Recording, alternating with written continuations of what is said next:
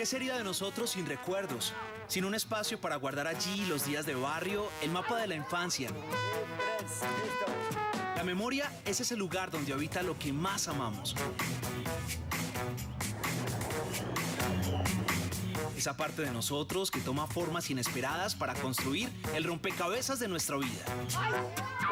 Dibujada, escrita, cantada, soñada, hablada, silenciada.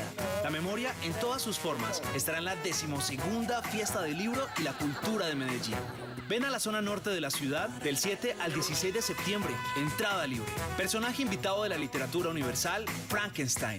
País invitado, México. Hay quienes dicen que el lugar de la memoria es la mente. Otros piensan que pertenece al corazón.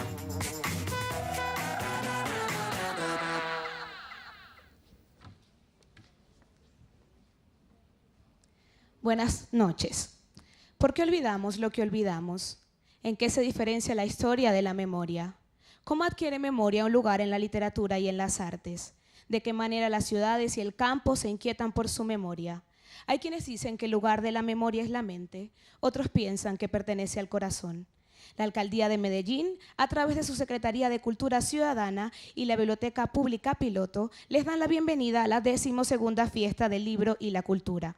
Un encuentro ciudadano donde celebramos la palabra en todas sus formas y manifestaciones, que este año tiene como tema de conversación las formas de la memoria. Los invitamos a conectarse con nosotros a través de las redes sociales compartiendo contenidos con el numeral Fiesta del Libro y numeral Las Formas de la Memoria.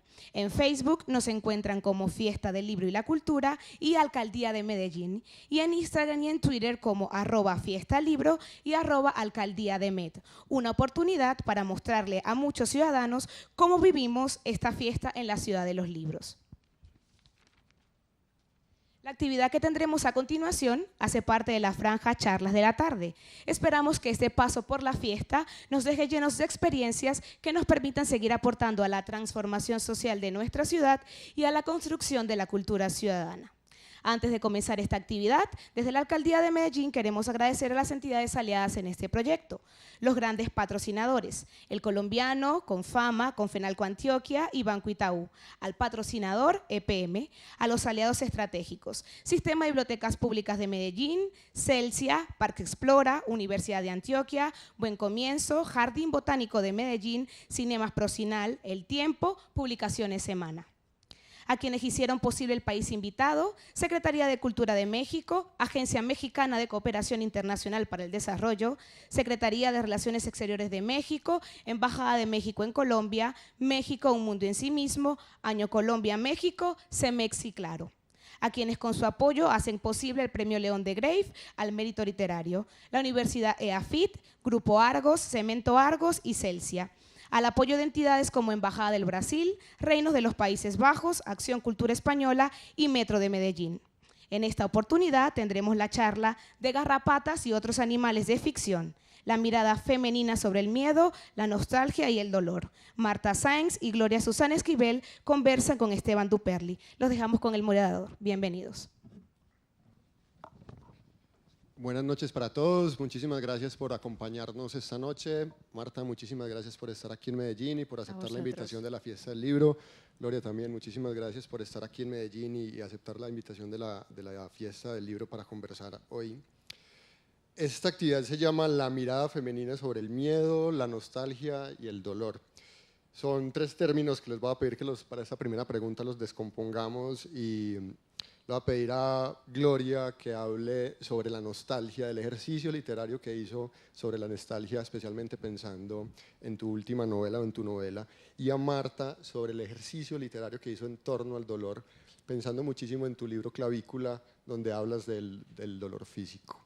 Si quieres, comienza Gloria. Bueno, gracias a todos por venir y por estar acá escuchando esta conversación.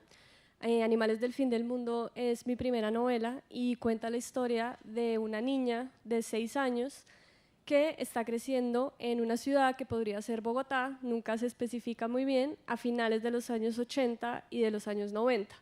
La manera en la que el lector sabe que esto está sucediendo es porque esta niña está enfrentándose a la violencia que está ocurriendo afuera de su casa, que es la violencia del narcotráfico. Entonces, digamos que la novela comienza con un carro bomba que explota cerca de su casa, que era un poco como el paisaje más común de la infancia de aquellos que crecimos en esa época. Y para mí era muy importante como marcar el tiempo que está ocurriendo en la novela, porque me parecía muy interesante hacer una reflexión sobre esa realidad política en la que crecimos y sobre cómo es un niño que crece en medio de esa violencia y cómo no se puede como salvaguardar al niño o proteger al niño, entre comillas, de esa realidad que está pasando, pues porque el mundo no deja de pasar y las fuerzas políticas no dejan de suceder y el niño está ahí en medio de todo esto. Entonces, era un ejercicio como de volver a ese momento y digamos que está muy mezclado con la nostalgia y a mí me parecía interesante también como llevar al lector a ese lugar. Entonces, un poco lo que yo hice fue guiarlo a través de la música, sobre todo, como que el libro tiene su banda sonora de música tropical, merengue, balada ochentera, como todo esto se ve ahí como telón de fondo y para mí fue un ejercicio literario como crear esa atmósfera, ¿no? Como atreverme a escribir sobre una época pues, que recuerdo muy fragmentariamente y hacerlo a partir como de sensaciones, de como intentar materializar esa nostalgia en las palabras y en el ambiente que yo estaba intentando construir. Entonces a veces ocurre como por la tecnología, que es algo como que se olvida fácilmente ahora, entonces las llamadas telefónicas, cómo eran esos juegos que los niños hacían con los teléfonos, los silencios, las esperas, como que para mí todo eso era muy importante para crear esta atmósfera ochentera, por decirlo. Marta, tú, la elaboración literaria en torno al dolor. Bueno, vamos a ver, en primer lugar, muchas gracias a todos y a todas por haber venido. Muchas gracias a la fiesta, que no feria, de Medellín y muchas gracias por haberme puesto al lado de estas dos personas tan encantadoras que tengo aquí al lado. Vamos a ver, yo escribo Clavícula, cuando comienzo a escribir Clavícula, lo hago sin ninguna intención literaria. Cuando comienzo a escribir Clavícula lo hago porque verdaderamente a mí me empieza a doler la clavícula. La clavícula derecha me duele mucho.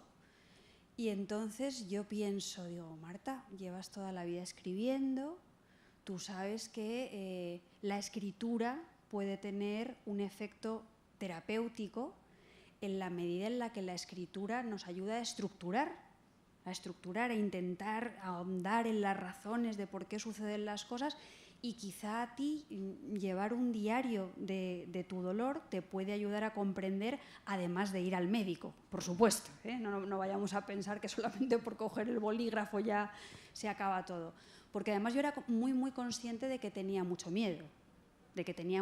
Porque para mí era un dolor que experimentaba por primera vez, no era un dolor familiar, era un dolor inquietante. Entonces pensé, bueno, pues voy a escribir y a ver si ordeno esta inquietud. Entonces, en el proceso de utilizar la escritura como una herramienta terapéutica, individual, absolutamente egoísta e íntima, yo me fui dando cuenta de que esas cosas sobre las que yo iba reflexionando, ese dolor tan relacionado con el miedo, tan relacionado con la inquietud, tan relacionado con la idea de que envejecemos e inexorablemente vamos a morir, tan relacionado con la idea de que las mujeres en la menopausia no estamos muy fotogénicas, que digamos, y además la sociedad nos demoniza por lo que sea, pero nos demoniza.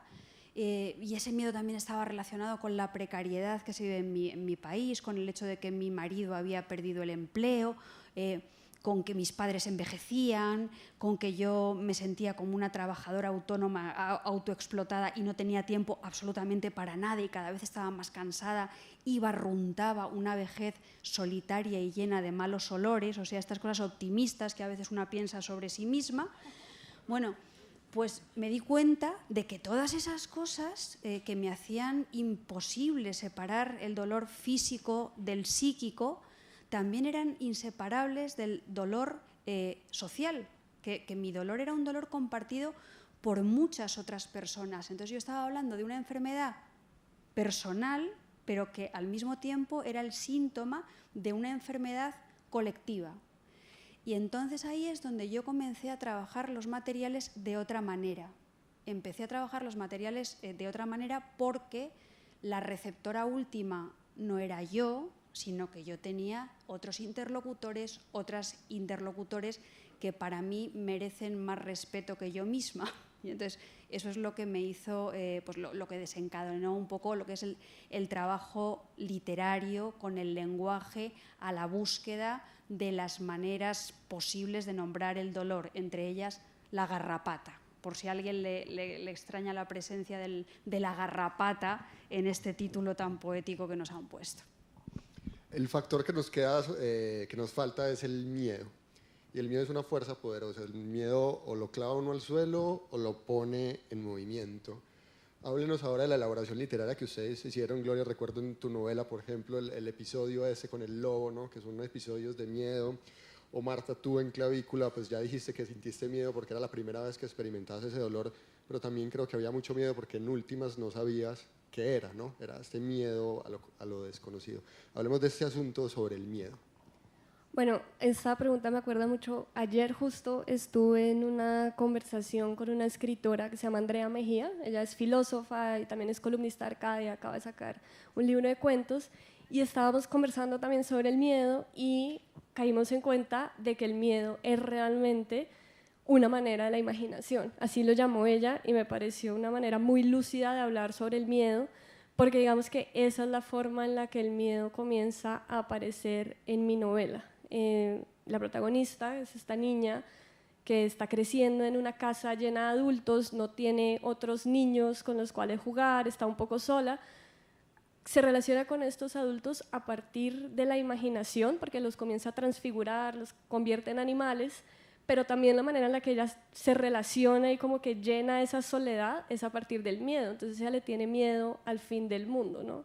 Entonces ella piensa que el fin del mundo va a llegar en cualquier momento, que el apocalipsis va a llegar, está muy inquieta y de alguna manera es una fabulación de ella como para intentar ponerle orden al caos, porque realmente la realidad que ella está atravesando en esa casa es un poco más complicada que esa fantasía de aniquilación del fin del mundo, porque viene de una familia que está rota, en su casa hay un montón de dinámicas violentas que están sucediendo y luego afuera hay un montón de peligros.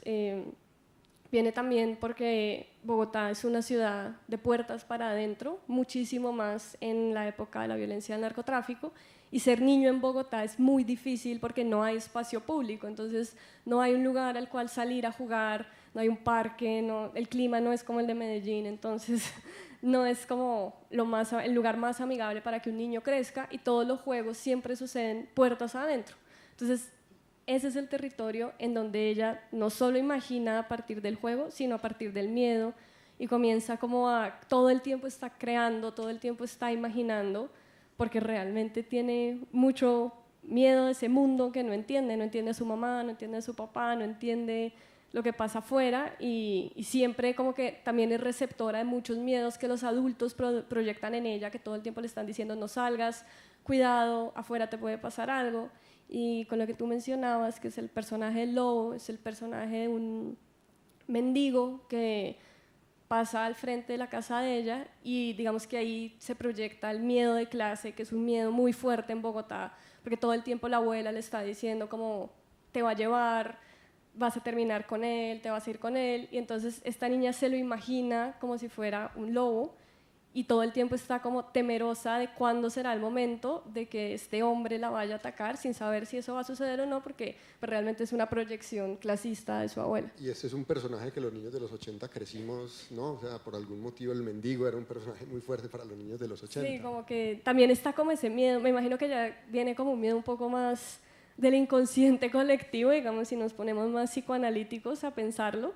También puede ser como este miedo a la locura, como, ¿no? Como el mendigo es este personaje desclasado que finalmente decide vivir como se le da la gana, que no tiene miedo a la muerte, y pues también debe estar como toda esa proyección de la sociedad, como no te salgas de nuestras normas porque si no vas a terminar como él.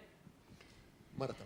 Yo quiero comentar una cosa respecto al miedo al mendigo. El año pasado, en una fundación que se llama Fundeu eligió la palabra del año, y la palabra del año fue aporofobia, que es la fobia al pobre, que por lo menos en el contexto europeo, a raíz de la crisis, es una palabra que ha surgido ante la necesidad de nombrar un sentimiento que respondía absoluta y completamente a la realidad. Hay verdadera fobia al pobre, pero hay fobia al pobre como elemento agresivo, como elemento que puede irrumpir en tu espacio, modificarlo y violentarlo de una manera terrible, y hay miedo al pobre porque se visualiza un futuro en el que tú puedes caer en ese mismo estado terrible, ¿no? Entonces, me siento muy empática con lo que tú has dicho. En el caso de Clavícula, yo creo que el miedo tiene 3 vertientes. Hay una vertiente vinculada directamente con la conciencia de la fragilidad. El miedo en Clavícula es una especie de proyección o de cristalización de la conciencia de la fragilidad en todos los frentes. Una conciencia de fragilidad económica, social, política, una conciencia de la fragilidad de género, una conciencia de la fragilidad como persona que va envejeciendo. O sea, son todas las conciencias de la fragilidad unidas que dibujan el copo de nieve perfecto y terrible del miedo, y que al mismo tiempo lo que hacen es un poco querer subrayar el derecho a la queja. Tú eres consciente de tu fragilidad, tú eres consciente de tu vulnerabilidad, y eso te capacita para quejarte aunque te digan que no puedes. Aunque te digan que no puedes porque eres alguien privilegiado respecto a otras personas. Lo cual es verdad, yo soy una persona muy privilegiada respecto a otras personas, pero me fastidia mucho cuando políticamente me neutralizan a base de no, tú no te quejes, hay otros que están peor que tú. A mí eso me parece una trampa. Seguramente por eso en este libro, que no sé si clasificar de novela, de poemario, y además me da igual genéricamente, también hay un poema dedicado a una niña mendiga de Manila. Era una manera de introducir la voz de esas personas mucho menos privilegiadas que yo, que tendrían mucho más derecho a quejarse del que yo tengo, pero que sin embargo no lo van a hacer nunca. Nunca, jamás en la vida. Entonces yo, desde mi buena o mala conciencia de occidental privilegiada, retrato a esa niña con todas las contradicciones del mundo. Entonces, esa es una de las facetas del miedo. La otra de las facetas del miedo en Clavícula es la tradicional de que lo siniestro consiste en que las cosas familiares se vuelven extrañas. En Clavícula aparece un ambiente absolutamente enrarecido por esa extrañeza de las cosas familiares que se hacen raras, invivibles y agresivas porque vivimos en un mundo injusto. Yo creo que al final en el miedo hay una raíz política. Lo que hace que nuestra cotidianidad sea extraña y muchas veces invivible son las injusticias que padecemos.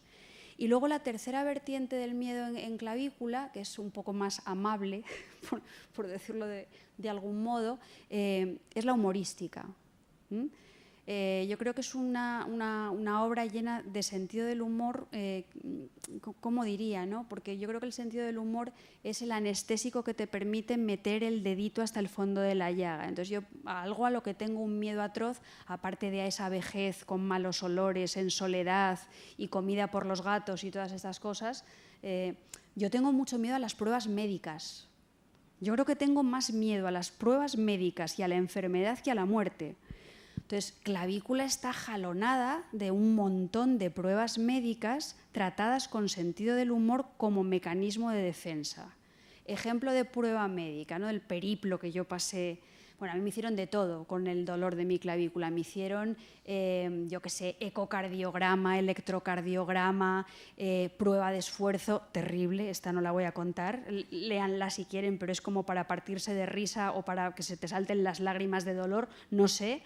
Bueno, yo qué sé, pasé por el ginecólogo, pasé por el... Mi marido estuvo a punto de llevarme al exorcista, es lo único que le faltó por llevarme. Y una de las pruebas médicas que se cuentan es una espirometría. Esta cosa que te hacen soplar hasta que parece que te mueres, ¿no? Entonces yo tenía tanto miedo a la espirometría, que es una prueba no muy invasiva, que digamos, nada invasiva, al revés, que estuve entrenando en mi casa. Entrené en mi casa, soplé muchos globos, porque el médico me dijo, es bueno inflar globos y tal, y yo... Mi marido me compraba globos, me miraba con mucha lástima, hasta que llegamos a convertir la casa casi en una piscina de estas infantiles de bolas, porque yo soplaba todos los días muchos globos. Pero lo malo fue que cuando llegué a hacerme la espirometría, yo escuchaba, y me van a permitir el lenguaje más o menos soez, yo escuchaba que dentro había una enfermera que yo imaginaba como una enfermera muerte, que decía, ¡sople, sople, sople! ¡Sople! ¡No deje de soplar! ¡Sople! ¡Sople! Porque en el protocolo de las espirometrías está así, o sea, es que te tienen que dar órdenes muy imperativas, y sople, sople. Y acaba yo muerta, digo, a mí como me trate así me voy a descomponer. Y de repente frente a mí sale una señora que debía ser octogenaria, nonagenaria, delgadita, pequeña, mucho más bajita que yo, consumidita, que se me queda así mirando y me dice, ¿será hija de la gran puta? Dice, ¿cómo quiere que sople si no puedo? Dice, yo no puedo soplar más. Y la señora indignada. Entonces, claro, yo entré y soplé a la primera.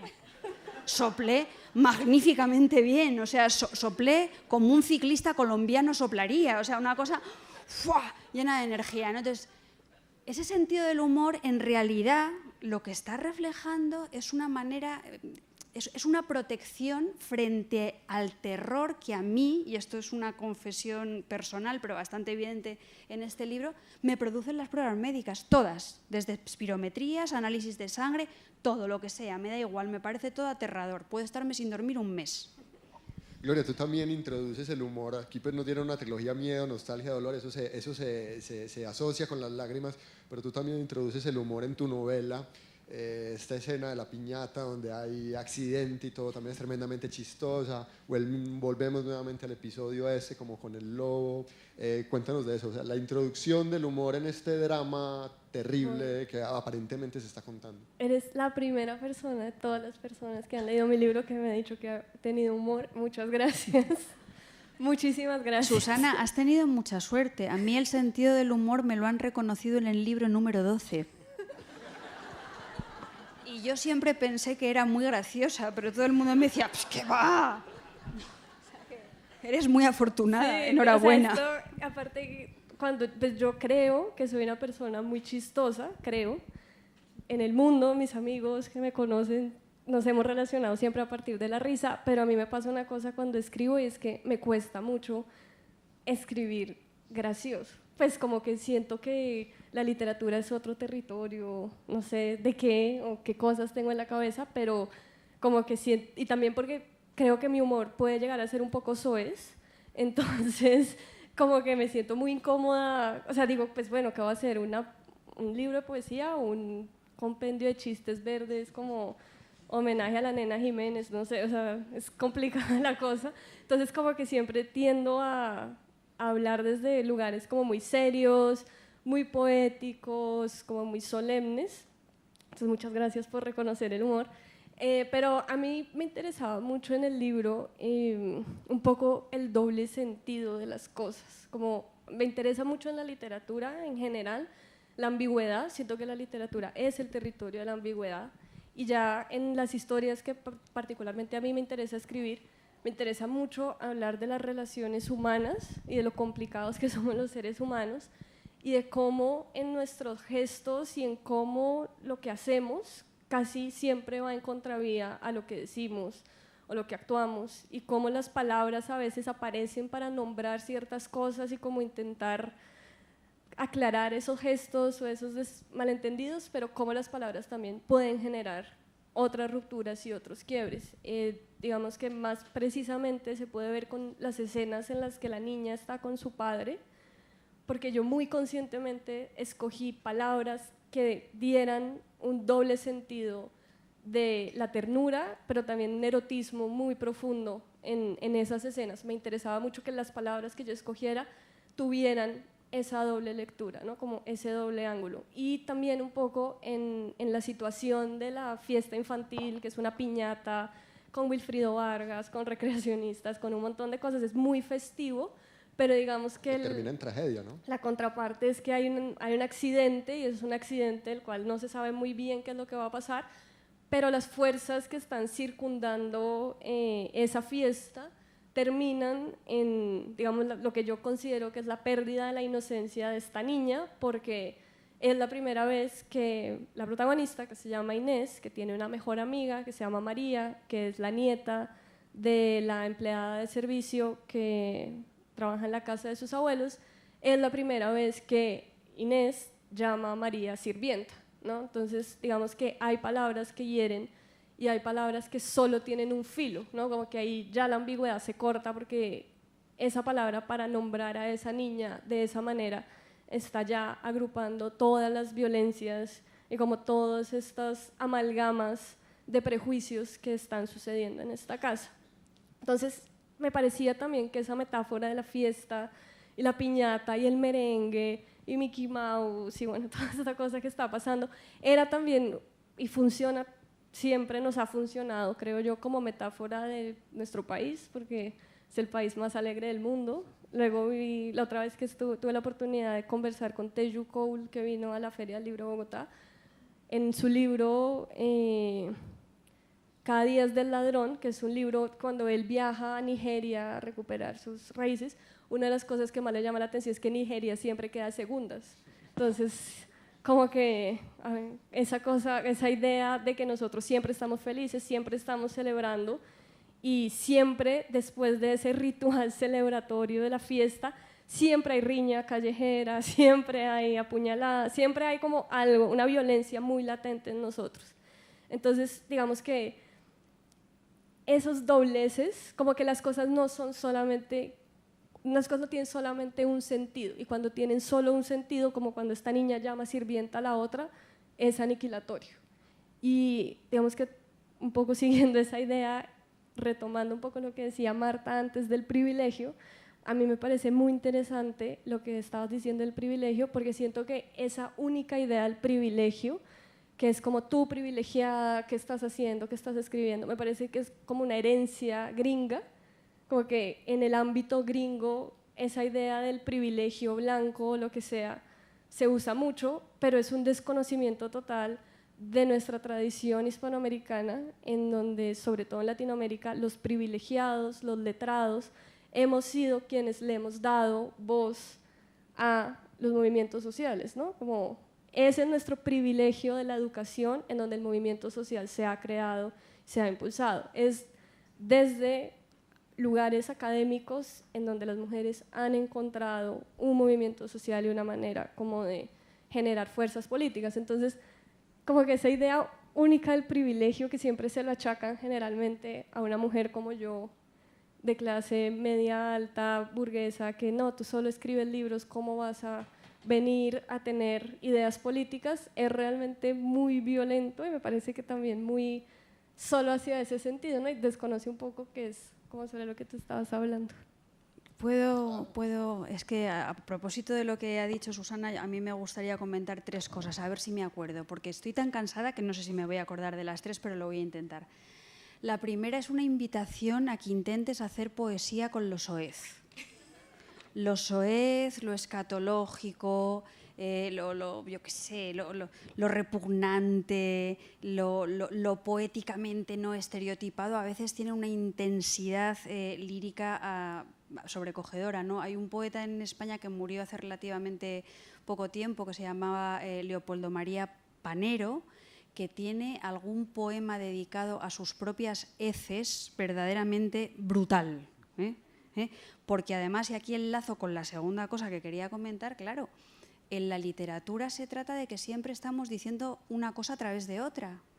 En la literatura siempre estás utilizando imaginería, en la literatura siempre estás utilizando metáforas, siempre estás haciendo un juego de espejos. Entonces yo creo que en esta época en la que tendemos a practicar, a desarrollar un pensamiento absolutamente literal, parece, yo pongo muchas veces este ejemplo, pero yo qué sé, parece que si yo escribo una novela en primera persona sobre una asesina ninfomaníaca, yo soy asesina y ninfomaníaca, no. Entonces te insultan, dicen, es que quiere hacer un apología. No, a lo mejor es, a través de esa voz lo que estás queriendo es contar probablemente pues eso, el otro lado del espejo, todo lo contrario, ¿no? Entonces creo que la literatura puede ser una herramienta de resistencia en estos tiempos de literalidad y de superficies deslizantes, siempre y cuando nos ayude eso, a leer por debajo, a ir más allá, a reconocer lo que hay por detrás de las metáforas. Y a veces utilizamos palabras feas o imágenes horrorosas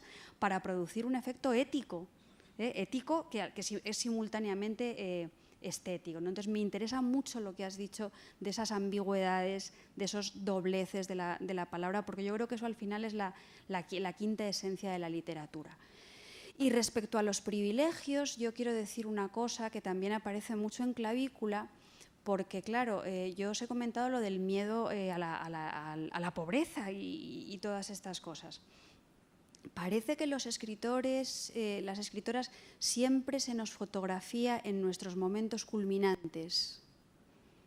Yo he estado en el High Festival de Cartagena y, como os decía antes, me he bañado en la misma piscina que Héctor Abad. Y me he bañado en la misma piscina que Héctor Abad y he nadado con él por las mañanas y yo no sabía que él era Héctor Abad. Y nos hemos descubierto después desayunando, ¡oh, cielo santo, Héctor Abad! Y eres Marta, tal y cual. Y estábamos alojados en el mismo hotel que Leclecio. Bueno, premios Nobel, entonces todo es glamour y actos espectaculares y tal, y muchísima gente, y todo el mundo súper amable, y polite, que dirían los... Bueno, pues ¿qué es lo que pasa? Que eso es mentira. O sea, eso no es mi vida. Eso es un espejismo, eso es una circunstancia puntual en la que es en la que precisamente te apuntan todos los focos. Pero mi vida cotidiana es mi casa, mi vida cotidiana es el pago de las facturas, mi vida cotidiana es que hay meses que no gano prácticamente dinero, porque el trabajo, nuestro trabajo tiene estos altibajos y sobre todo yo creo que estamos en un mundo, y esto creo que es a nivel global, en el que la cultura cada vez está más precarizada y donde la brecha de la desigualdad dentro del mundo de la cultura es cada vez más alarmante. Hay escritores y escritoras que ganan muchísimo dinero y se pueden permitir unos lujos absolutamente increíbles, pero hay muchísima otra gente que desde luego no puede vivir de su trabajo, de su oficio de escritor o de escritora. Yo tengo que dar clase, tú tienes que dar clase, hay que escribir en los periódicos, hay que escribir muchísimos libros, hay que estar permanentemente presente en todo tipo de actos. Como digo en Clavícula, yo soy una trabajadora autónoma, autoexplotada, que necesito autoexplotarme porque si no, no vivo. Entonces, la contradicción es esa, que de repente me invitan a un festival y dicen, esta tía debe vivir, vamos, pero como los dioses. Y al mismo tiempo, pues eso, se da la paradoja de que vivimos con gobiernos, no sé, creo que el de la alcaldía de Medellín, no, tengo que aclarar aquí y todas estas cosas. Pero que es verdad que cada vez se valora menos lo cultural, porque parece que lo cultural se asocia a lo espectacular cuando lo cultural tiene que estar estrechísimamente vinculado a lo educativo y al día a día de las personas y a la formación en valores, ¿no? Entonces, estoy muy de acuerdo con lo que has dicho de los privilegios, aunque yo no pertenezco a la alta burguesía. Yo tampoco, lo juro. Me encantaría. Yo actúo como si sí y no. Marta, mencionabas ahora la metáfora y ustedes dos tienen algo que las conecta aquí esta noche y es que para contar lo que le querían contar al mundo en un determinado momento utilizaron una misma metáfora, que fue los animales. Háblenos de haber escogido precisamente eso, contar aquello que le querían contar al mundo en clave de animales, tú con este asunto de la garrapata y bueno, tu repertorio de animales es más amplio. Bueno, digamos que para mí era muy importante digamos, el personaje de Inés, cómo este personaje va a ser creíble, y era muy importante entender que era una niña que tenía una imaginación salvaje. Entonces, para eso eché mano de la metáfora, para que cada persona de su familia se convirtiera en un animal y ella lo viera siempre como con un animal, y como bajo esa óptica es que ella va entendiendo el mundo. También eso va muy de la mano a los niños de esa edad, ¿no? Como que, no sé si conocen niños de esa edad, pero hay unos que se obsesionan con los dinosaurios, entonces todo es el dinosaurio y toda la cosa, y bueno. En el Parque Explora. Exacto, todos los niños, y aquí hay un dinosaurio gigante que me imagino que debe ser como el lugar de los niños más felices. Pues digamos que por un lado estaba eso como recurso literario para crear esta voz, que es la voz de una mujer que recuerda, entonces no podía ser tampoco la voz, digamos, más literal, como dice Marta, sino que tenía que ser una voz poética para también mostrar que la memoria tiene huecos y que nos inventamos las cosas, ¿no? La memoria es también imaginación, al igual que el miedo.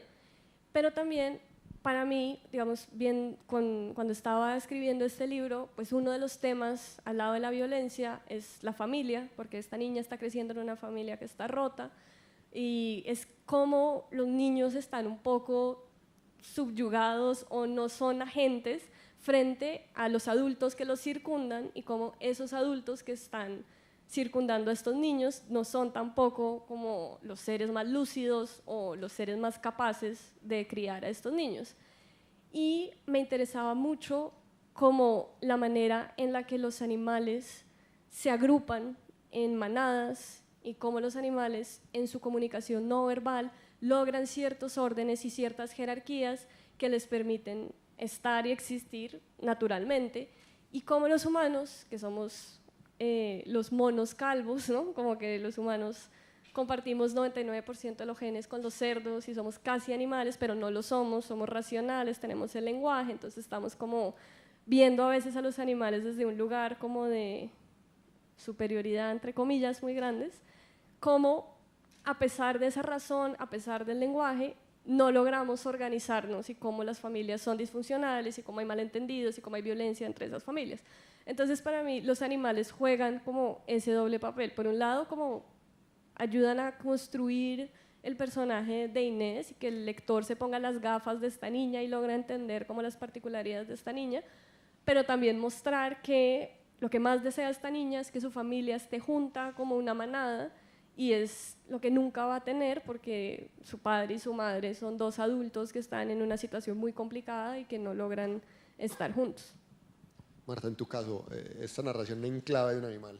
Vamos a ver, yo es que, claro, yo tengo 20 años más que tú, y yo escribí una novela que se llamaba Animales Domésticos. Sí, yo quería que mi novela se llamara Animales Domésticos, pero ya existía la tuya. Alguna ventaja tiene que tener haber llegado un poco antes. Bueno, un poco. Entonces, yo escribí esa novela que se llamaba Animales Domésticos, y me siento muy identificada con la manera de utilizar los animales que ha explicado Susana, con todas esas jerarquías y tal. Pero yo siempre cuento que a mí el título de esa novela me lo regaló una señora de un club de lectura de una ciudad cercana a Madrid que se llama Getafe. También tiene equipo de fútbol, por eso a lo mejor es popular. Ahora las ciudades son populares si tienen equipo de fútbol, si no, no sé si tanto. Y entonces, en ese club de lectura yo fui a dar una charla sobre novela de adulterio, y hablé de pues, las novelas de adulterio que yo había leído, Ana Karenina y Madame Bovary, La Regenta y todas estas cosas. Y entonces una señora del público levantó la mano y me dijo: perdona, bonita, que esto en España es una manera de entrar agresiva, perdona, bonita, pero esas novelas que tú has citado yo ya las he leído todas, y yo tuve que dejar de leer porque a medida que iba leyendo mi familia me iba pareciendo cada vez más y más una absurda pandillita de animales domésticos. Y yo pensé, ¡qué tía! O sea, es una señora que se había dado cuenta de que la literatura no es inofensiva, de que la literatura se metaboliza, de que la buena literatura puede cambiar tu visión del mundo hasta extremos tan absolutamente pavorosos como que todos los miembros de tu familia te empiecen a parecer anormales profundos. Y tú tienes que pasar los fines de semana con tu marido haciendo una barbacoa en tu chalet o jugando a las cartas y dices, se acabó. Entonces, el acto de abandonar la lectura por parte de esa señora que tenía ya más de 60 años era un acto de lucidez.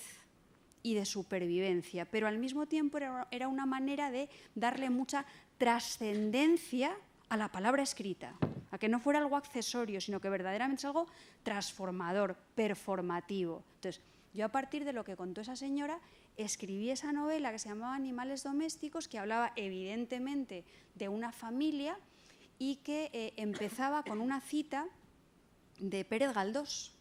Pérez Galdós tiene una novela que se titula Miau. Miau. Y Pérez Galdós animaliza a toda una familia. A mí me parece interesantísimo cómo lo hace. El protagonista es don Víctor Villamil, que es un cesante. Estamos hablando, ahora se habla mucho del paro, de los desempleados. Este es un funcionario cesante al que él retrata dentro de su casa arrastrándose como un tigre viejo. Es como un tigre viejo.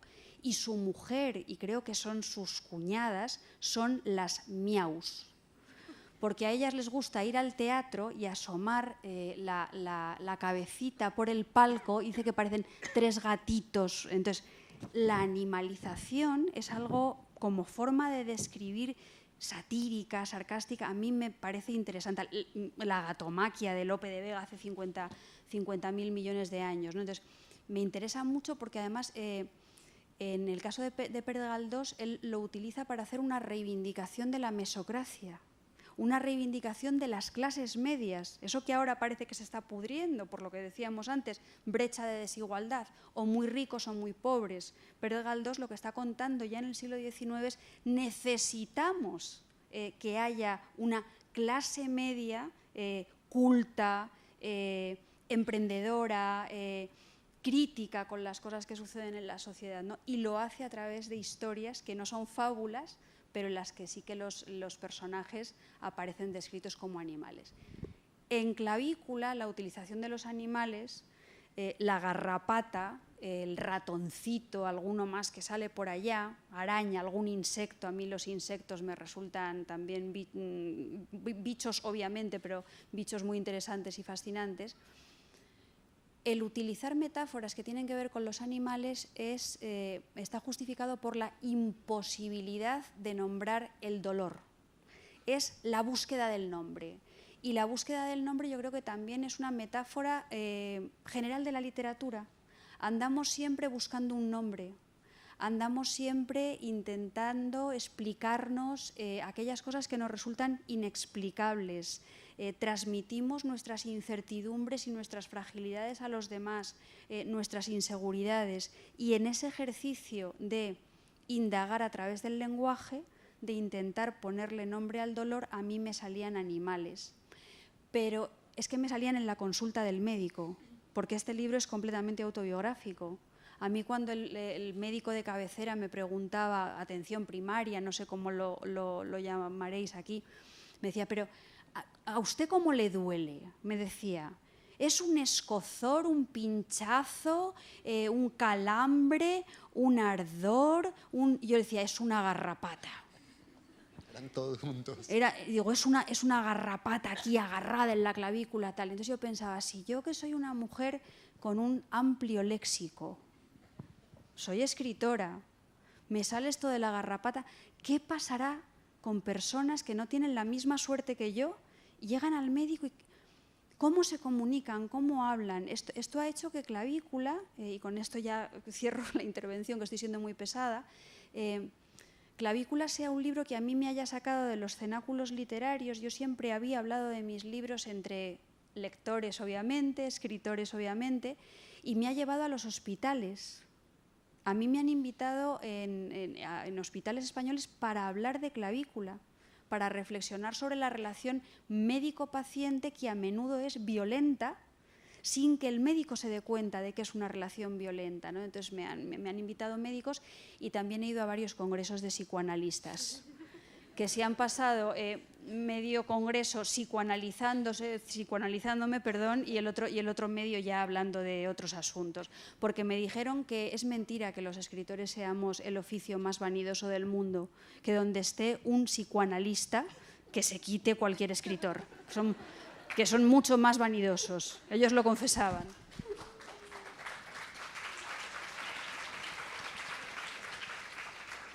Para esta pregunta yo a partir del supuesto de que los ejercicios literarios y la publicación son ejercicios de purga. Puede que haya unos más fuertes que otros, pero creo que en el fondo todos son ejercicios de purga. Y al publicar pues hay varios géneros, ustedes dos se mueven en géneros, hay novelas, pero también escriben poesía. Debe haber finalmente algo sobre lo que se sienta que planean con más seguridad. Tú tienes un ejercicio poético bastante fuerte, el de Marta creo que es más en torno a la prosa, pero también hay un ejercicio poético. En últimas, ¿con qué se sienten más a gusto? ¿Sienten que planean con más velocidad en esto de vertir sus sentimientos y hacer esta purga que hay que hacer cada tanto?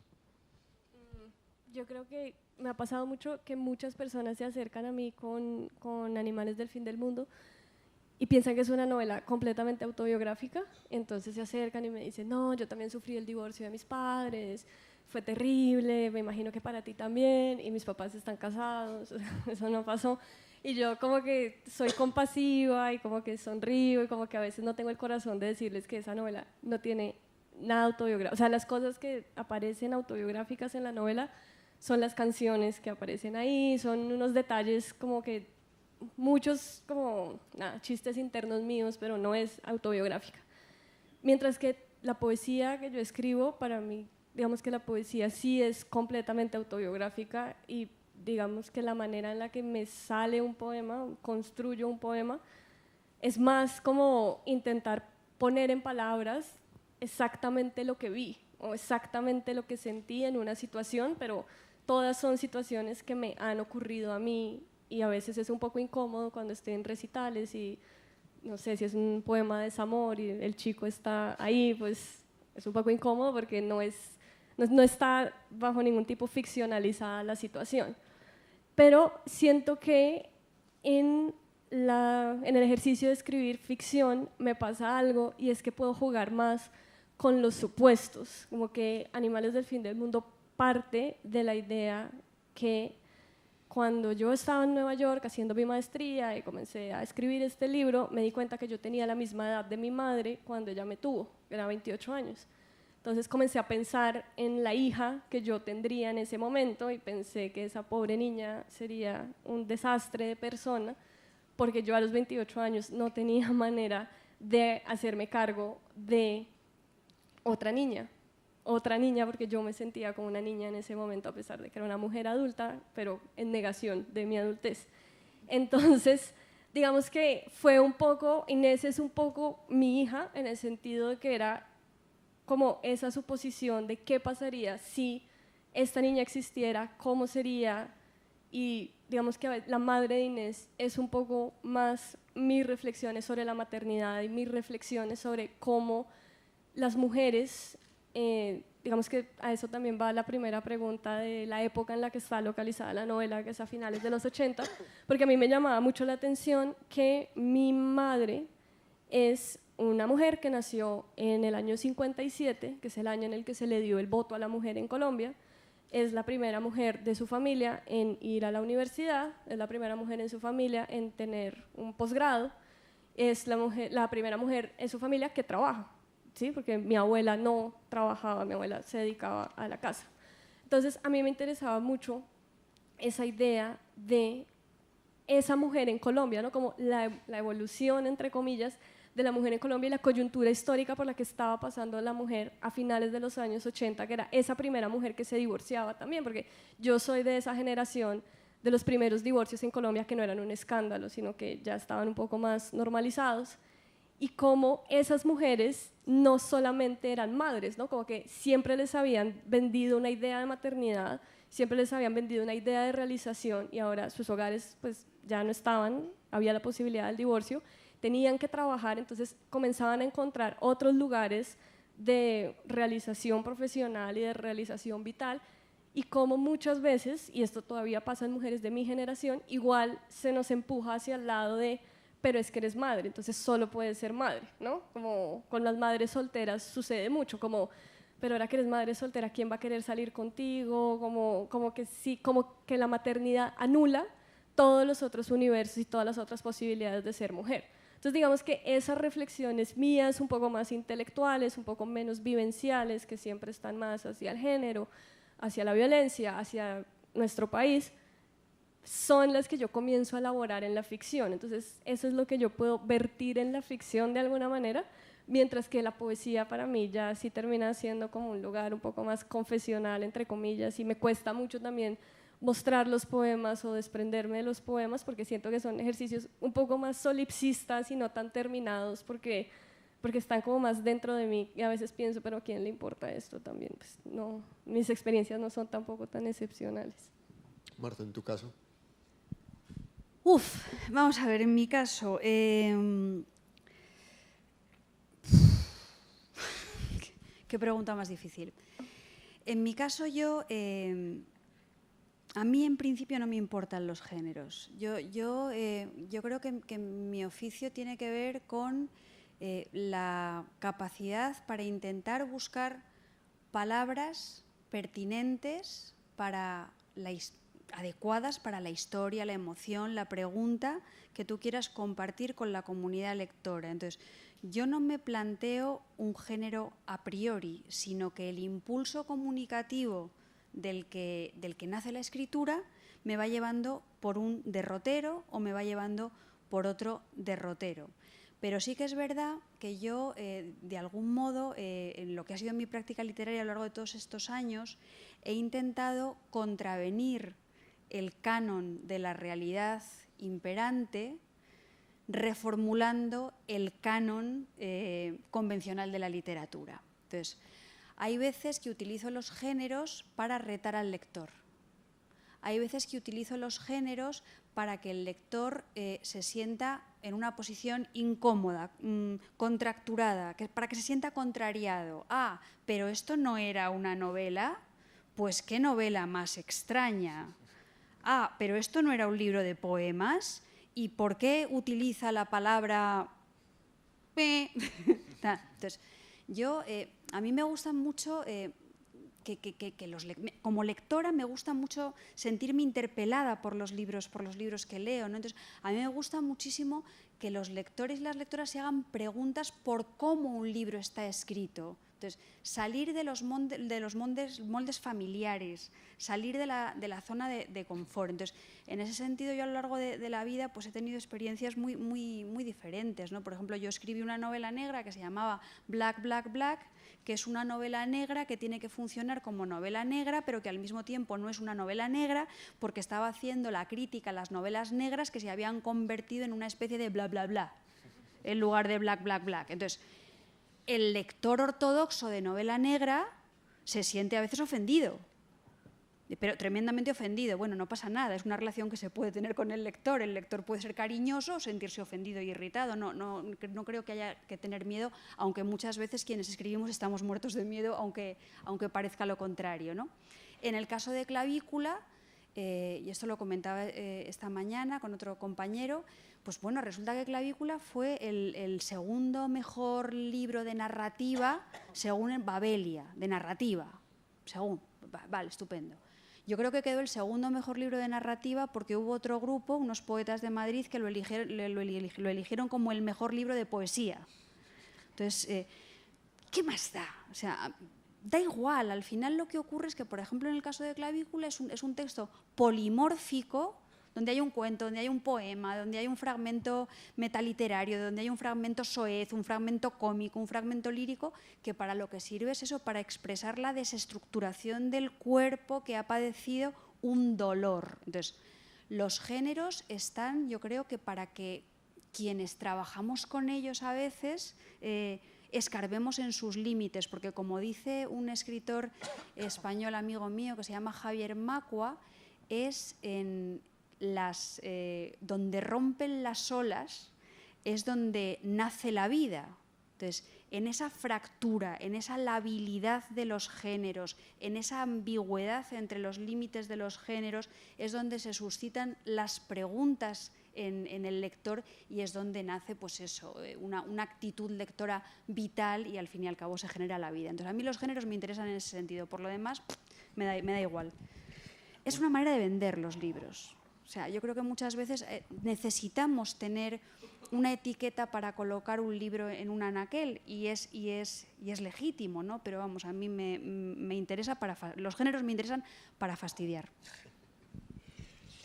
Marta y Gloria, una de las funciones que tiene la literatura, pienso yo, es la empatía, lo que mencionabas ahora, ¿no? Este cambio de la visión del mundo, y pues un lector a veces puede llegar a sentir o experimentar cosas que en su vida cotidiana jamás podría sentirlo, qué sé yo, cuando se hace novela histórica, un lector puede sentir que sentía un esclavo del siglo XIX en Norteamérica.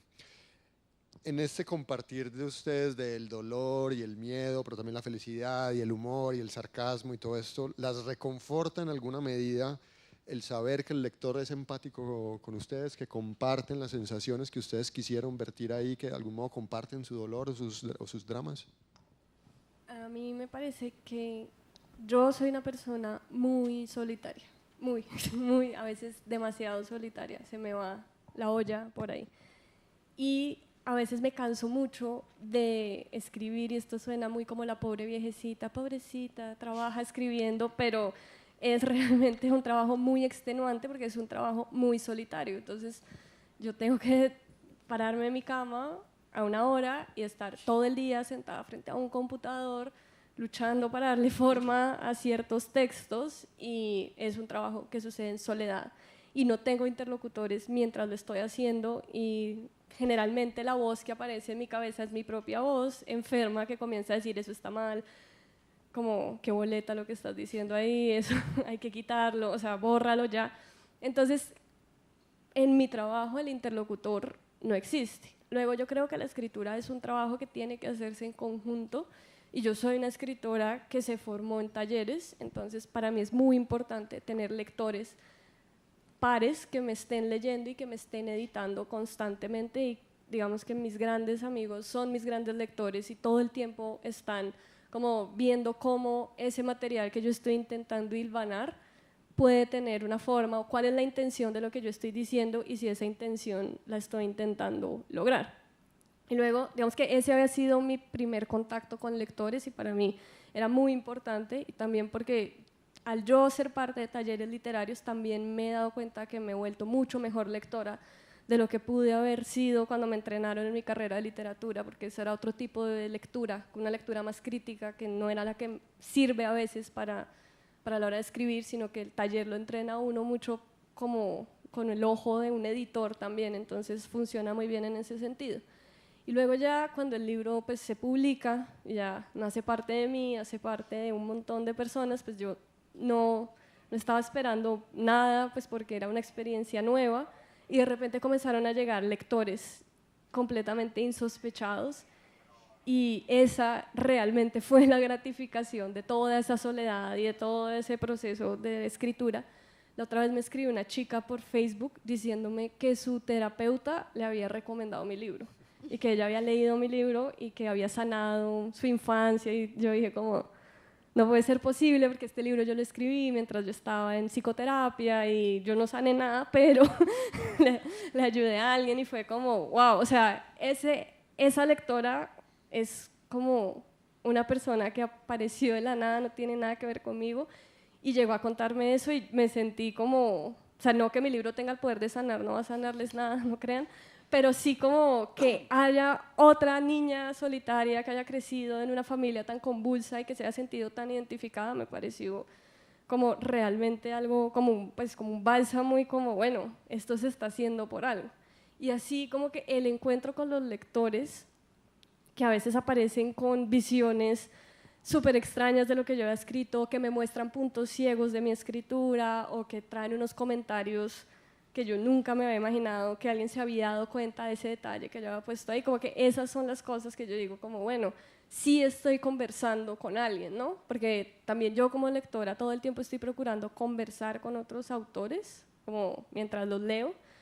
Generalmente siempre me inclino más a buscar escritoras hispanoamericanas, contemporáneas, me interesa mucho como conversar con esas mujeres y como ver los puntos en común de nuestra escritura. También me interesa mucho leer autores colombianos contemporáneos para ver cómo, de qué tradición venimos y qué estamos intentando hacer entre todos. Pero al encontrarse con los lectores como en este tipo de eventos, es como, ok, hay una recepción o sea, este libro solo hace parte de una conversación más, como yo quería decir algo sobre la violencia, yo quería decir algo sobre la familia, y estamos siguiendo todos pensando lo mismo, como que a mí ese ejercicio, que es el ejercicio intelectual para mí, que es el del diálogo y la conversación y pensar y repensar, se va sumando es con los lectores y en ese sentido como que me parece pues muy gratificante. Marta, en tu caso, ¿te reconforta o te produce alguna sensación el que el lector se vuelva empático con tus sensaciones?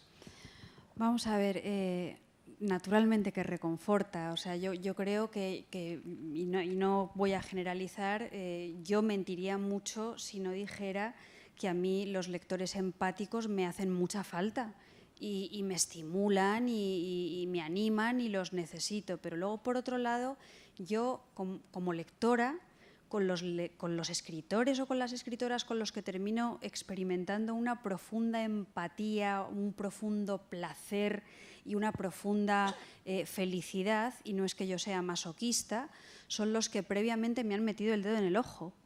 O sea, quiero decir, a mí me gustan muchísimo los escritores que me retan, los escritores que me interpelan, los escritores que me hacen pensar, los escritores que me causan problemas, porque al final esa manera de causarme problemas es un modo de activar tu inteligencia más grande o más pequeña, relacionarla con tu sensibilidad y buscar incluso soluciones o fórmulas para que tu vida cotidiana sea de otra manera y tu visión del mundo se ensanche, ¿no? Entonces, yo como escritora intento ser tan intrépida como los lectores que pido. Yo pido lectores intrépidos, intento ser una escritora intrépida y no ser siempre igual a mí misma, que es algo que me obsesiona mucho, aunque todos tenemos nuestros fantasmas que se van repitiendo.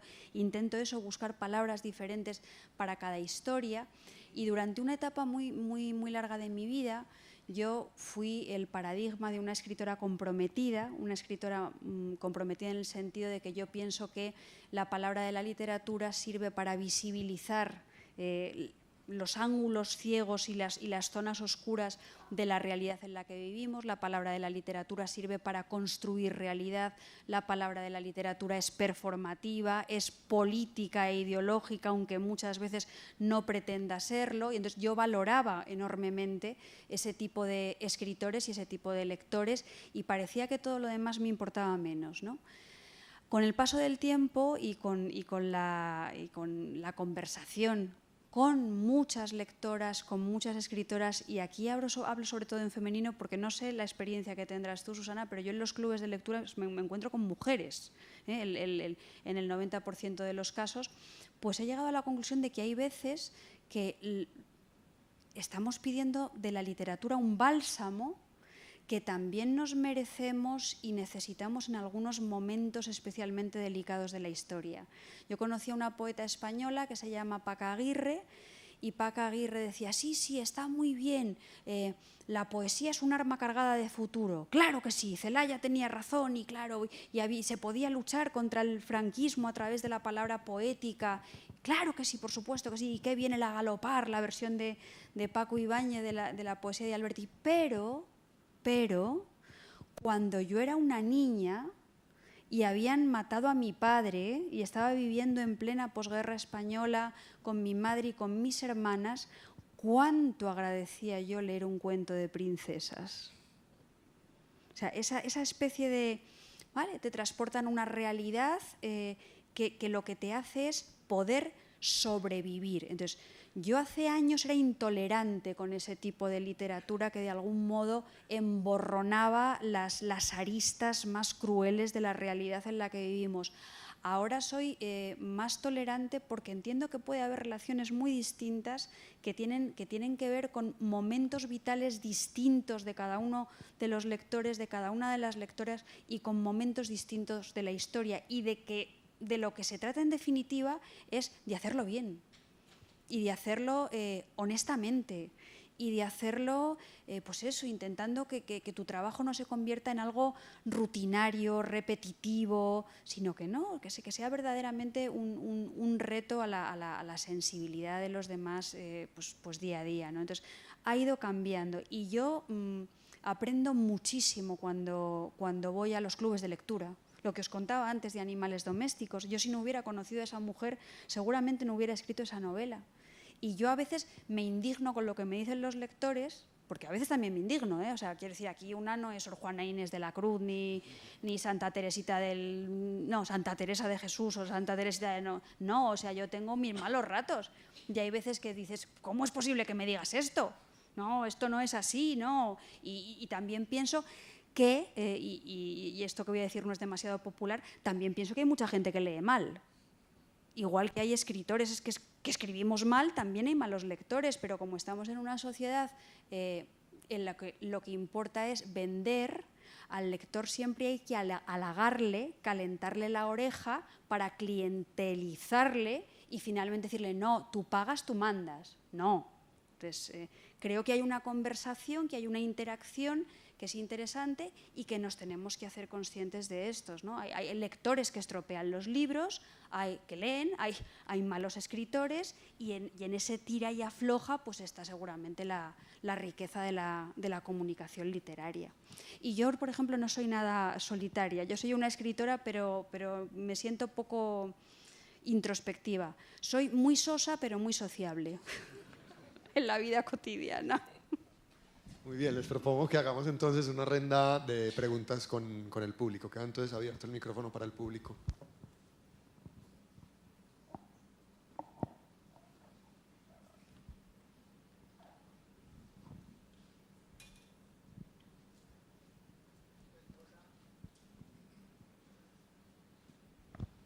Hola, bueno. Hola. Primero que nada, pues estamos hablando de la fiesta del libro, de las formas de la memoria, y me pareció curioso saber para ustedes dos que hablan de animales y la memoria para usted, ¿tiene algún animal en específico? ¿Y cuál es esa relación entre la memoria y la literatura que ustedes realizan? Gracias. Bueno, yo la relación de la memoria con los animales, aparte de la del elefante, no la tengo literariamente demasiado clara. Sin embargo, la memoria sí que es un elemento muy presente en los libros que yo he escrito. O sea, yo, por ejemplo, tengo un poemario que se titula Vintage o Vintage o como le queréis llamar, donde se vincula la memoria personal con la memoria histórica y se habla de que la identidad de los seres humanos es absolutamente imposible sin el ejercicio de la memoria. Y pienso que con la identidad de los pueblos pasa un poco lo mismo, ¿no? Y en ese mismo poemario se demoniza la nostalgia como filtro embellecedor de la memoria histórica más negativa y más turbia. Y al mismo tiempo se intenta un poco denunciar que hay una especie de comercialización de la memoria.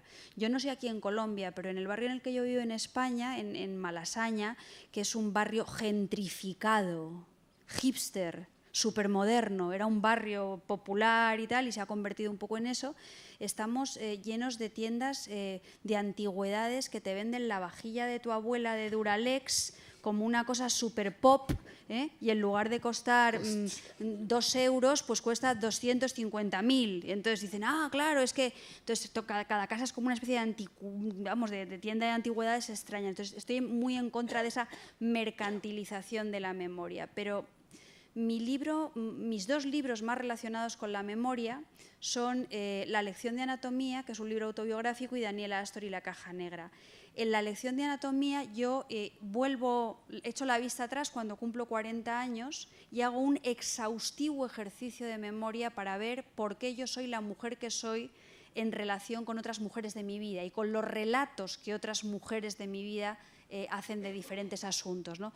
Y ahí descubro 2 cosas. Primero, que la memoria es un músculo, que en la medida en la que tú la ejercitas, la memoria crece, y que la memoria nunca es personal. Que la memoria siempre es una especie de collage o de artefacto extraño en el que es muy difícil saber dónde empiezan los límites entre lo que has vivido y lo que te han contado. Y eso tiene una aplicación de lectura de la historia en clave política que probablemente es muy interesante. En el caso de Daniela Astor y la caja negra, vinculo el crecimiento de los seres humanos, el desarrollo de los seres humanos, en este caso una niña, con el proceso histórico. Y entonces hablo del momento de la pubertad de la transición española, de mi país, o sea, mi país España vive su pubertad, su adolescencia, cuando muere Franco y llegan los días de la transición, que están llenos para toda la población, por una parte, de una gran curiosidad, pero de mucho miedo también, porque existía siempre el fantasma de un posible golpe militar.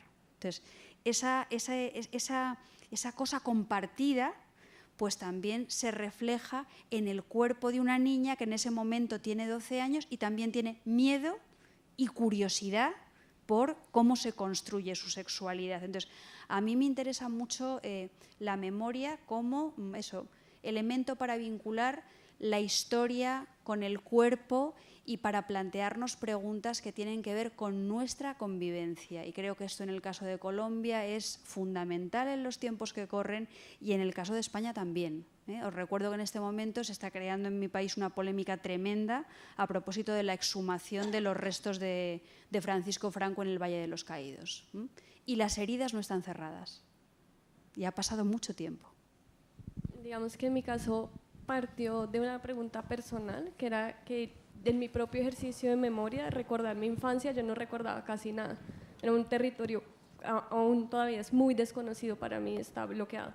Pero luego, extrapolando esa pregunta, me di cuenta que algo similar sucede en Colombia, ¿no? Como que esas historias de las causas políticas por las cuales aparece esa violencia al narcotráfico en esa década, las fuerzas políticas, esa es una historia que no se cuenta, no se habla en voz alta, ¿no? Generalmente nuestra violencia no la nombramos. Lo mismo sucedió luego con la violencia guerrillera, la violencia paramilitar, todo lo que está sucediendo ahora. Generalmente me parece a mí que en Colombia tendemos a no nombrar nuestra violencia, no contar nuestra violencia, a pesar de que los escritores colombianos parecemos obsesionados de escribir sobre violencia y de que todo el tiempo nos estamos preguntando sobre esa historia, tal vez porque no sabemos cómo nombrarla y porque no nos la han contado, es que estamos siempre intentando encontrar el camino para lograr ese relato.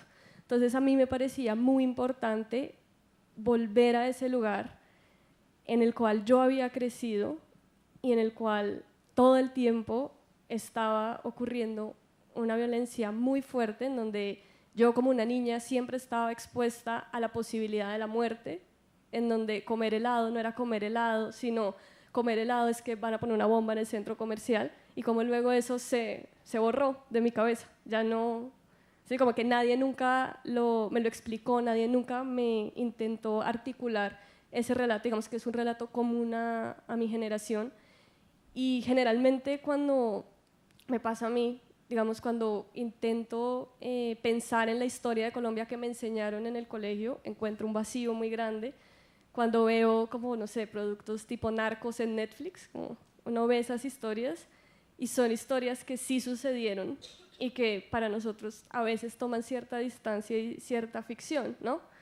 Y realmente es una violencia de la cual no se habla mucho, o digamos, es mi percepción que ahora en Medellín se habla un poco más de esa violencia del narcotráfico, también como por todo este fenómeno de los narcotours, y digamos que ya entraríamos a otra discusión de la violencia ahora como bien turístico y como explotación turística para X o Y personas que vienen acá, pero sí es un lugar opaco, me parece a mí, sigue siendo un lugar opaco, y creo que la memoria en Colombia es sobre todo opaca. Una siguiente pregunta.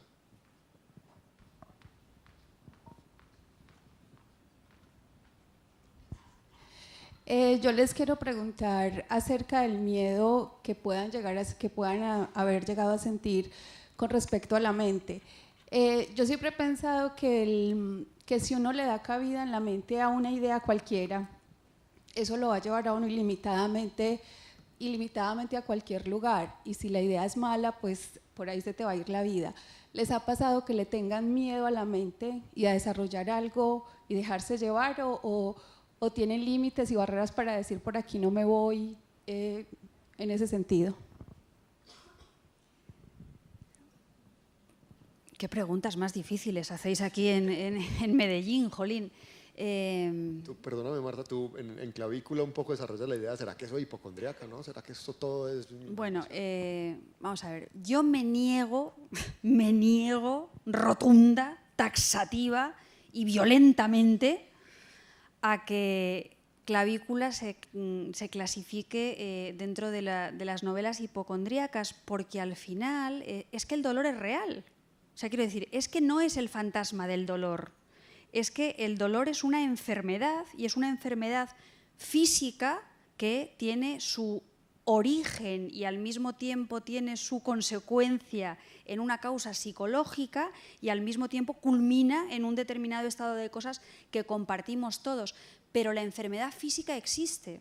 Entonces, ahora hay muchas investigaciones, por ejemplo, sobre la fibromialgia, que empezó siendo tratada como una enfermedad que parecía que tenía que ver con la mente, y es una enfermedad del cuerpo, pero que posiblemente está relacionada con una cuestión de género, que es la autoexigencia desmedida de mujeres que han tenido el camino mucho más difícil que los hombres.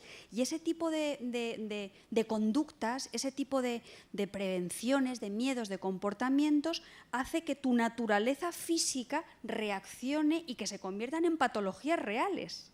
Entonces, ¿hipocondria? No, o sea, no, ¿qué iba a decir un taco? ¿Qué porras? No, hipocondria. Al final hay una repercusión física. Entonces, volviendo a la pregunta que nos hacía la compañera, yo a mi mente no le suelo poner límites. No le suelo poner límites, a lo mejor porque yo en realidad no soy una persona muy imaginativa. Yo en realidad creo que soy una persona bastante racional, aunque no muy razonable. Creo que no es lo mismo ser razonable que ser racional. Entonces, intento no ponerle límites, ¿no? A la vez, eso se vincula con un tema que ya ha salido por aquí y que también está en clavícula, que es con el asunto de la creatividad, la locura y las mujeres. Cómo desde un punto de vista cultural, a la mujer excéntrica, a la mujer creativa, se la tildaba de loca rápidamente. Y se la metía, era la loca del desván, se la llevaba al manicomio. Cómo en el caso de las mujeres la creatividad se ha penalizado.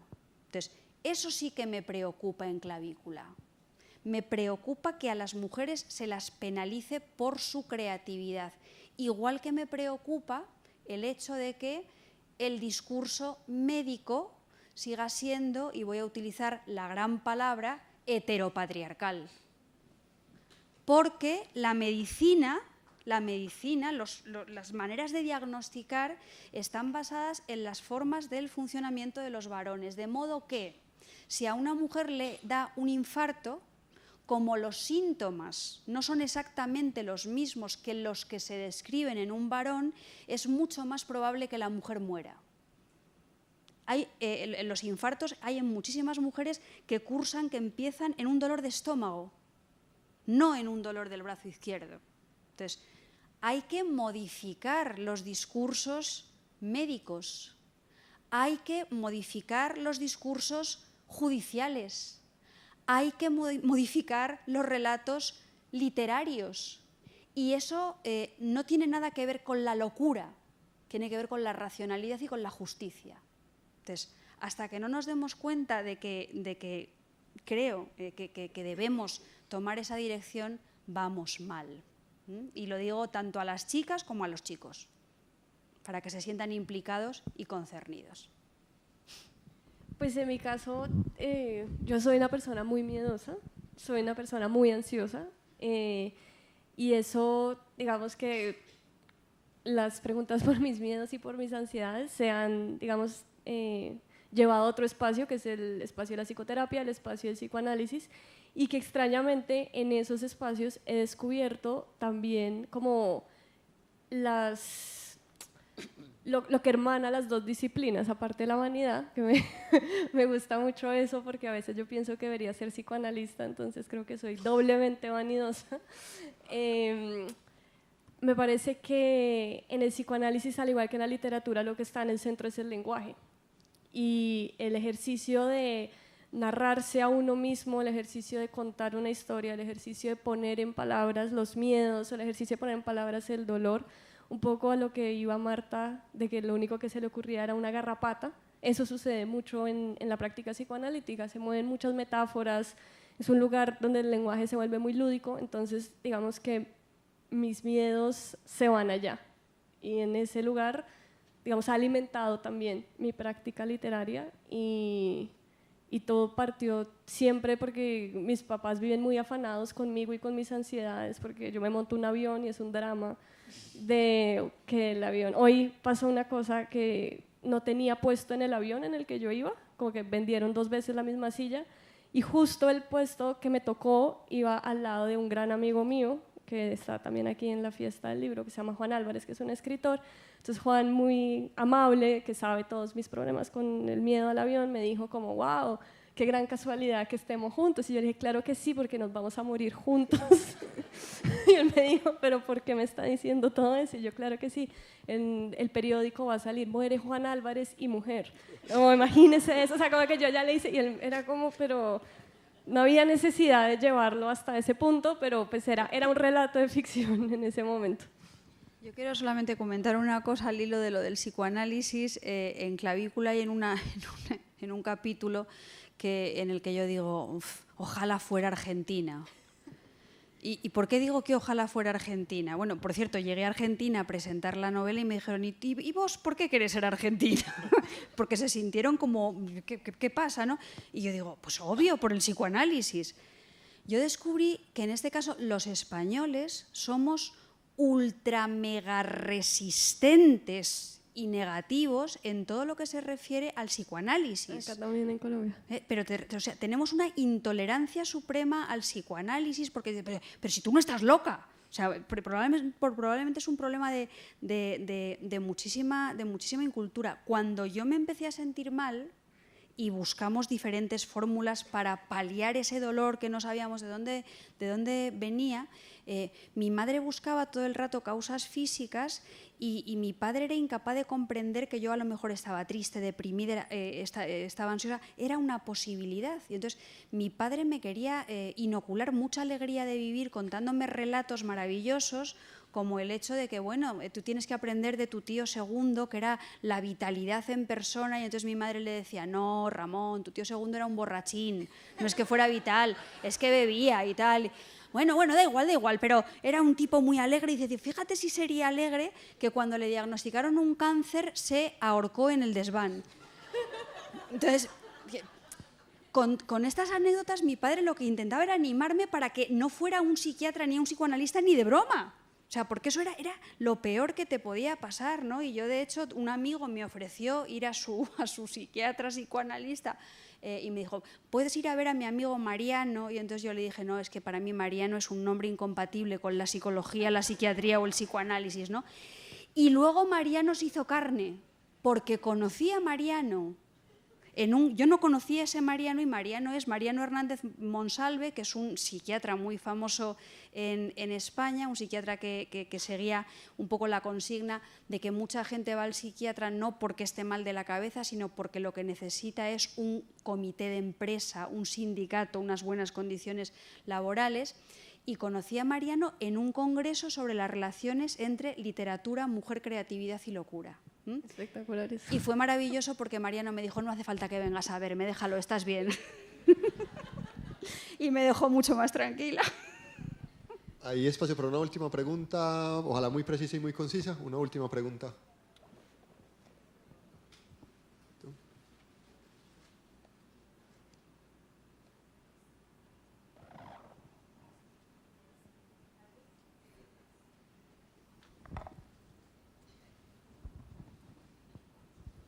Hola.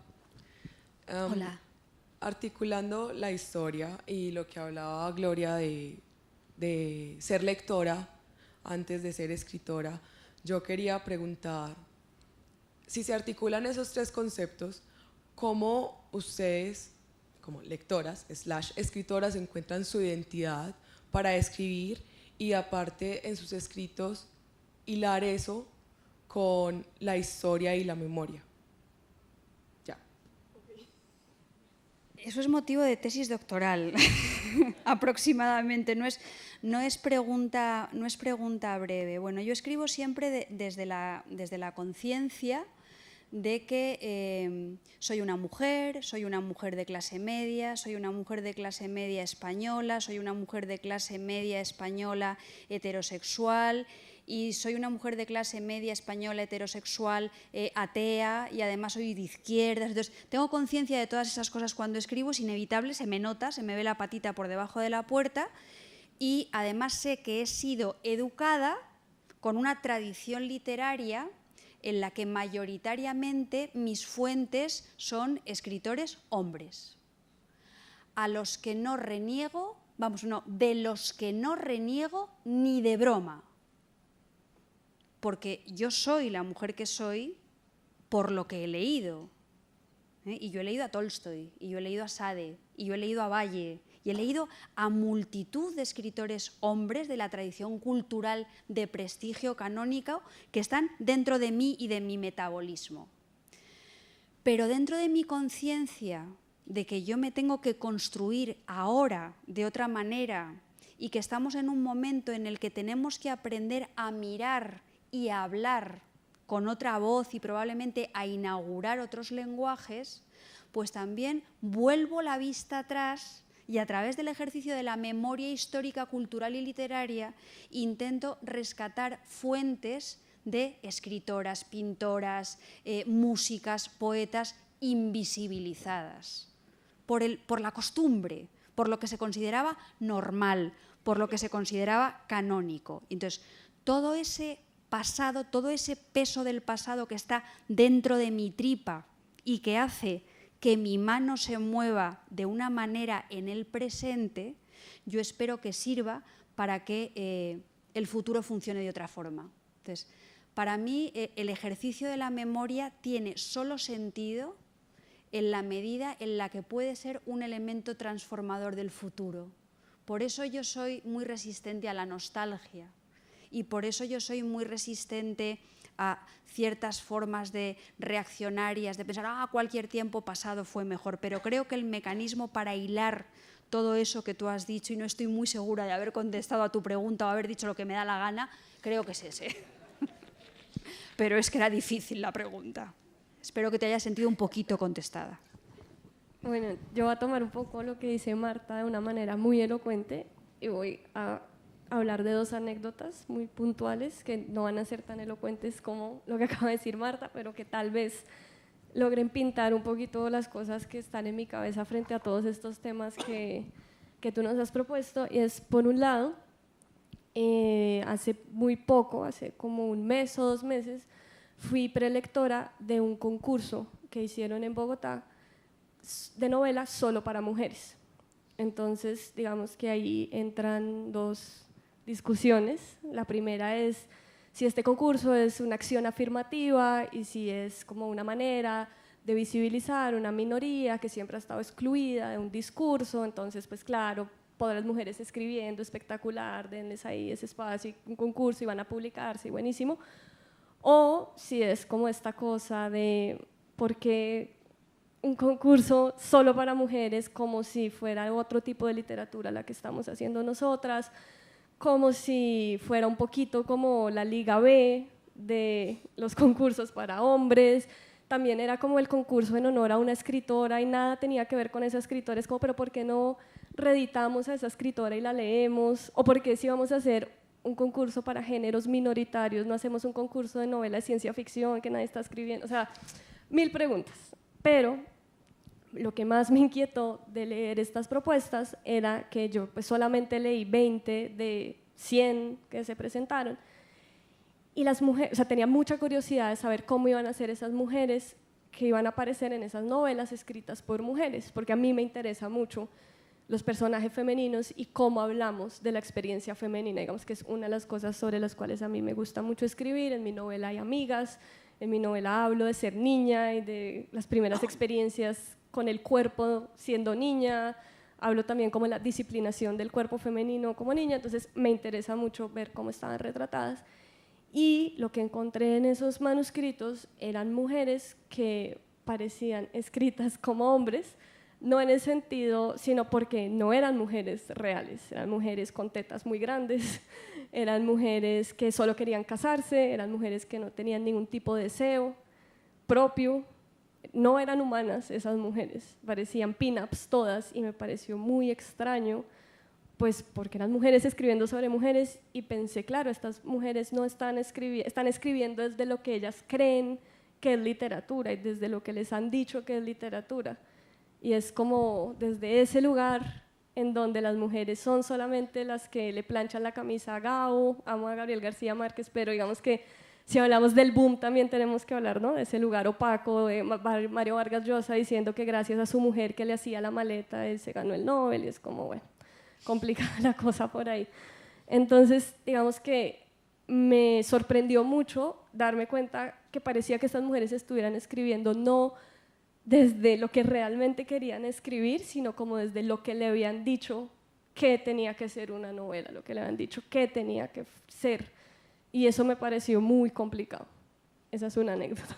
Para explicar mi relación como con la historia y con todo eso, como que siento que hay que, o sea, como que al igual que Marta, nunca jamás renegaré de esos escritores que he leído y que son el canon y que son maravillosos, pero luego sí reniego de esos escritores que me muestran mujeres planas porque no me interesan, o sea, no estoy interesada y no es por el lado al que va mi escritura.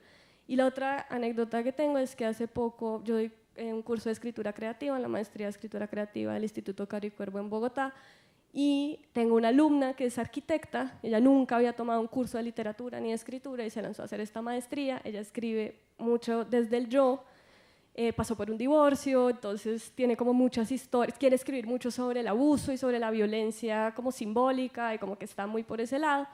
Y yo llevé a esta escritora que les estaba contando antes, Andrea Mejía, a que conversara con mis alumnos como para que vieran cómo era un escritor de verdad y como que tuvieran la posibilidad de entender qué pasa en el proceso creativo de alguien.